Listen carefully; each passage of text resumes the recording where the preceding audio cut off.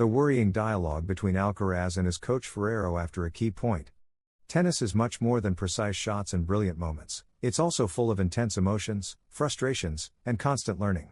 And in the heart of this emotional roller coaster, Carlos Alcaraz gave us a moment of pure humanity in his latest match.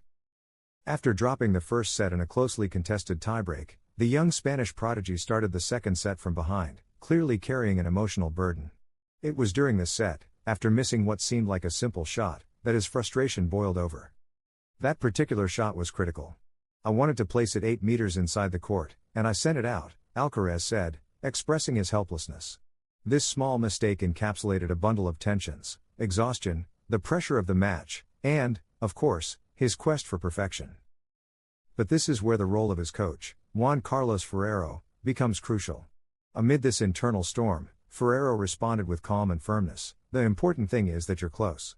Come on, come on. This message is a perfect example of how a good coach works not only on technique but also on the mental aspect of the game. The dialogue between the two reflects a relationship that goes beyond professionalism. Ferrero knows exactly when to push and when to calm, giving Alcaraz the space to channel his frustration and turn it into positive energy. What do you think about this moment between Alcaraz and Ferrero? Do you believe this player-coach relationship is the key to the Merchant's success? Leave us your comment, subscribe, and activate the notification bell so you don't miss more exciting stories from the tennis world. This is Tennis Zone. What made Juan Carlos Ferrero decide to train Alcaraz? I had offers from the best, but the former Valencian tennis player was one of the most sought-after coaches in the professional circuit but decided to bet on a young player who was still in development. Juan Carlos Ferrero is one of Spain's most important tennis players in recent years. After ending his professional career, Ferrero transitioned to the benches of tennis to start coaching. Now, the Valencian is one of the most recognized mentors on the circuit. His work with Carlos Alcaraz has been more than successful, and the key to this lies in how early he started working with him. Ferrero's decision to coach Carlitos was surprising, especially since he had offers from the best players in the world. The Merchant's talent was tremendous but also easy to see. Still, something specific became the turning point in Juan Carlos Ferrero's decision. Everyone could see his talent, but he saw that he was a very humble kid. There were other boys at the academy who were also very good, but they didn't have half of Carlos's talent. While they walked around thinking they were the best, Carlos was humble, carefree, polite, attentive, and always thanking everyone. That's what JC liked, that he wasn't arrogant. One day, JC asked me if I thought he would be number one, and I said yes, reveals Antonio Martinez Cascales, Alcaraz's mentor during his youth.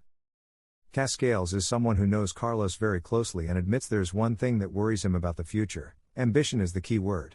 That's the main concern at the same time, that he keeps the ambition to win more titles. If at 25 he maintains it the same way, he could end up with many Grand Slams. Carlos Alcaraz falls to ZVEREV and risks ATP Finals elimination.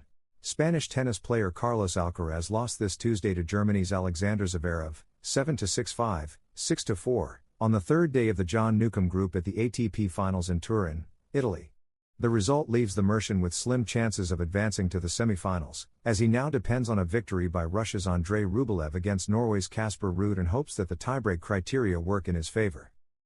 The player from El Palmar, ranked number 3 in the world, now faces a miracle scenario to qualify for the knockouts. He needs Rublev to win in 2 sets against Ruud and for the group to be decided by the percentage of games won among the 3 contenders. Meanwhile, Zverev only needed to win 1 set to qualify, which he achieved by taking the first set of the match before securing the win in 1 hour and 57 minutes. The German advances as the top player in the John Newcombe Group and will face either Jannik Sinner or Taylor Fritz in the semi-finals.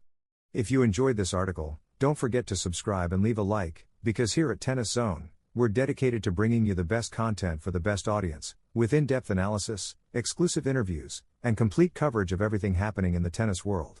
Join our community and be part of the excitement of the tournaments with us. At Tennis Zone, we strive to provide updated, high-quality content about players, tournaments, strategies, and the most relevant events in global tennis.